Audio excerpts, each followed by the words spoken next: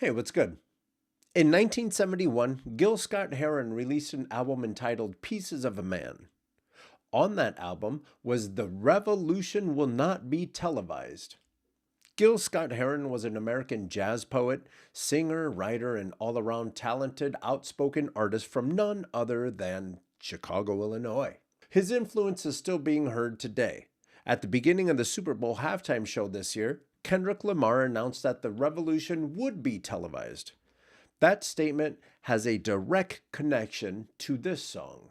So let's listen to The Revolution Will Not Be Televised by Gil Scott-Heron.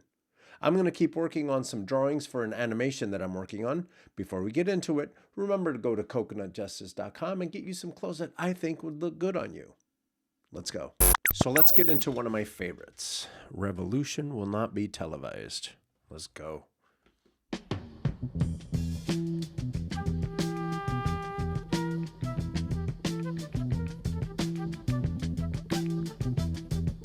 And this is back when, before we get all the way into it, this is back when, before, MP3s and everything went digital and the beat machines and the drum machines and all that stuff. This is back when you actually had musicians making music together and you had the band actually being people and not a drum machine. So there's just a whole bunch of talent happening in this one song, and actually in that era. It doesn't even have to be just this one song.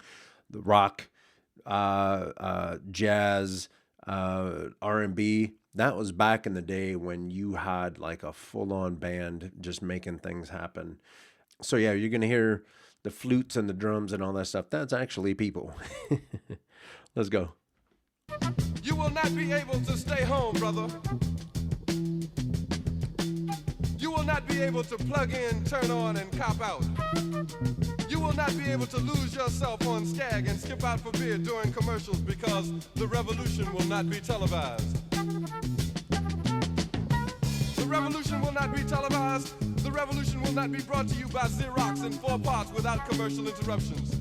The revolution will not show you pictures of Nixon blowing a bugle and leading a charge by John Mitchell, General Abrams, and Spyro Agnew to eat hog maws confiscated from a Harlem sanctuary. The revolution will not be Spyro televised. Agnew, Nixon, all those people are political figures in the 70s. The revolution will not be brought to you by the Schaefer Award Theater and will not star Natalie Woods and Steve McQueen or Bullwinkle and Julia. All actors.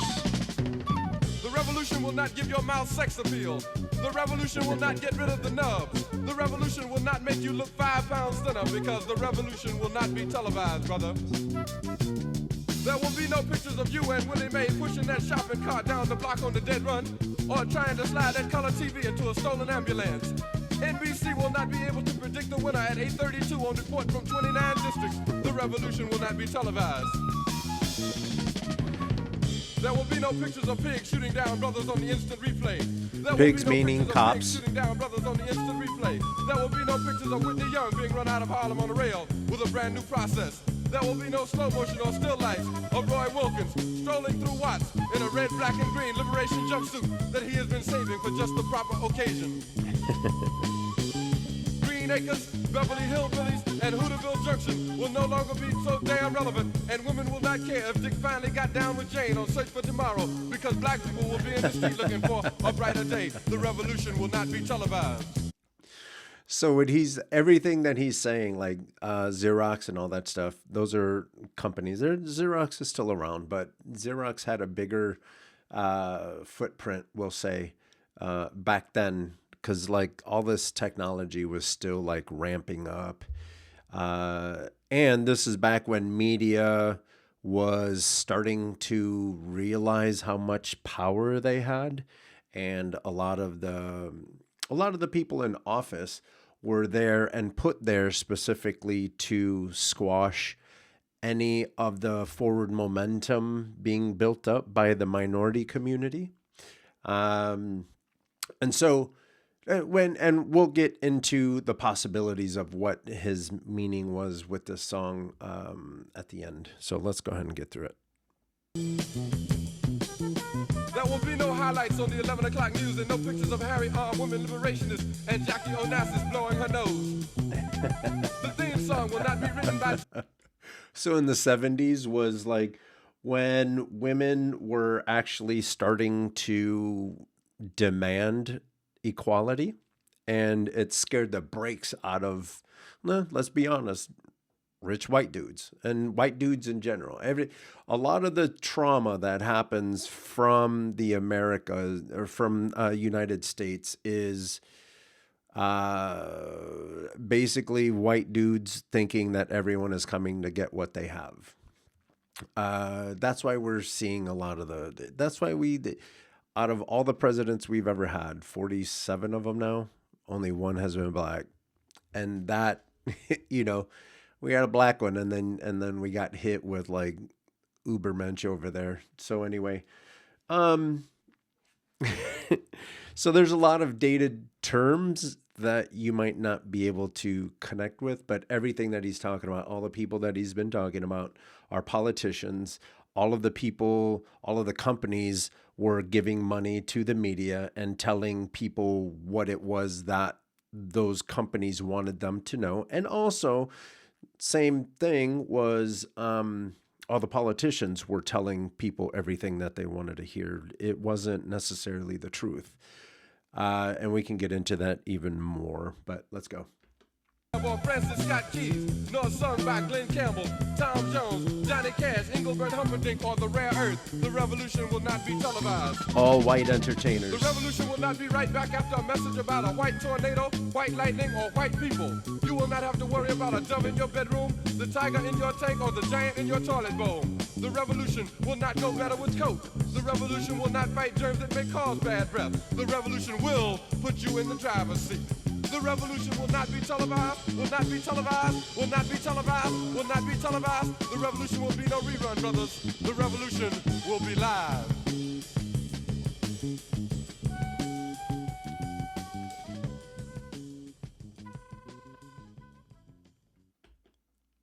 Gil Scott-Heron letting us all know that the revolution will not be televised.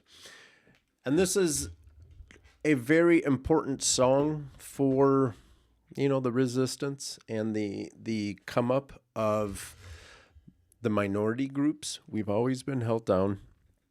And the way that they do it is they get on TV and they show you guys a bunch of images about black and brown people doing all the violence. And they don't tell you about how they're robbing your bank accounts and how they're taking your taxes and using it to be bullies around the world.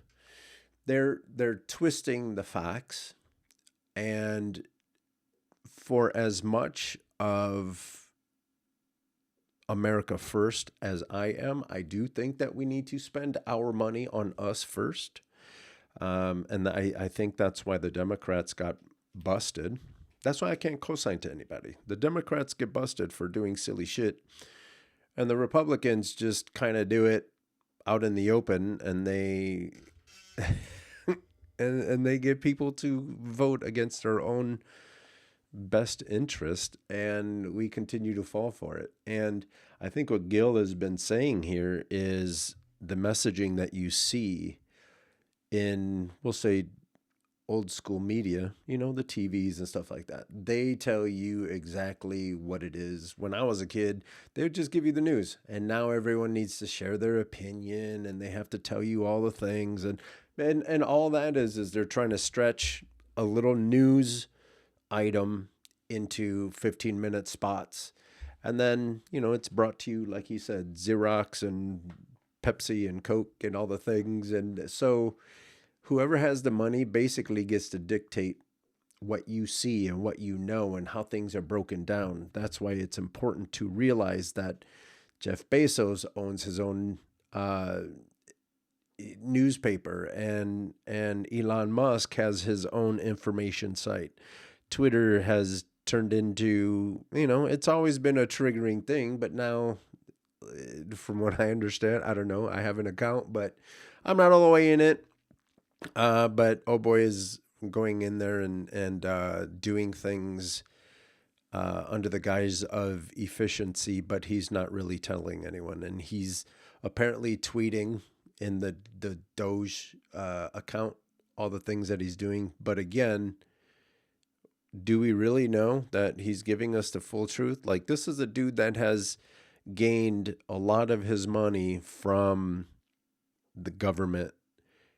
So yeah, his companies are on government welfare. His companies wouldn't be doing nearly as well if it wasn't for the government contracts.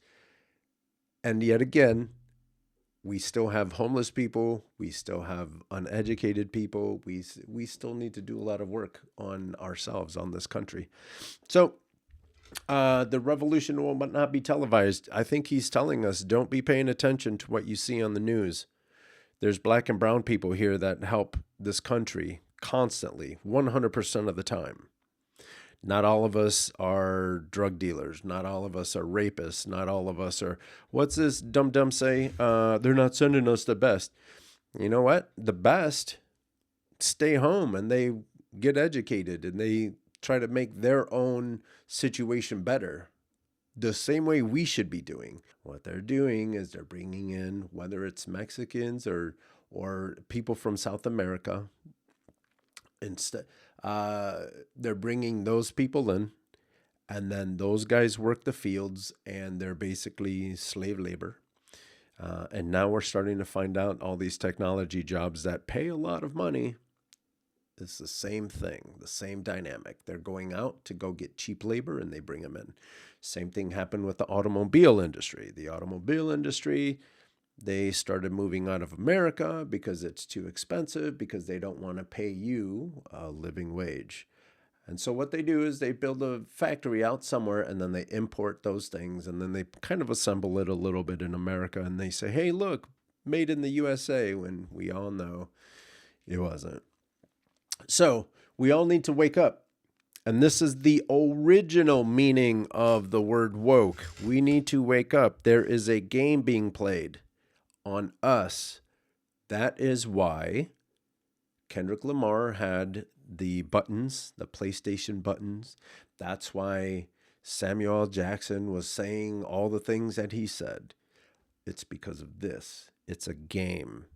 And if you speak out, and if you try to go against the grain, and if you try to point out the bad things that are happening, they start to harass you, and they put you in jail, or kill you. Let's be honest. Same thing happened with Malcolm X, and the same thing happened with Martin Luther King Jr. Anytime we have a person of color or a minority who steps up and goes against the grain and challenges the current power structure, the current power structure has a weird tendency to take care of their problems. And that's why it's easy to convince people that Trump is a victim. I think Trump is the same hand with a different puppet on it. It's the same thing. All these people come in office and out of office. How does your day change? Are you still able to buy a house? Are you still, and now it's not even a house. Are you able to buy eggs? We need to communicate. Social media is a vehicle where we get to communicate, and we get to tell each other what's happening. And then we get to also reach out and help each other get to the point where we make this a more better union, or a more perfect union. So we need to do our best to communicate with each other, and then hold the powers that be accountable. We're not going to be able to see it on TV, whether they're not broadcasting the information, or a little bit of what I picked up from listening to it this time. You're not going to be able to sit on the couch watching TV. The revolution is not going to happen there. It's happening in the streets. It's happening on the internet, on your phones.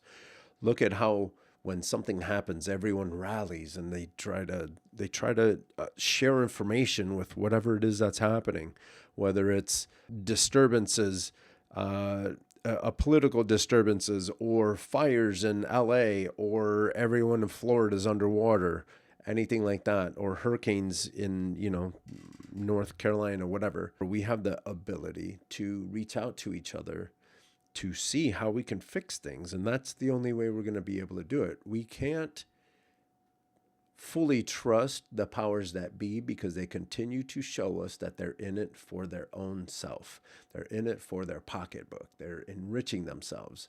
We have to communicate and hold those people accountable. And I think that's what Gil Scott-Heron was saying. You can't be lazy and you can't trust what they're putting on the TV. I hope you liked this video. If you did, give it a thumbs up, share it with each and every one of your friends.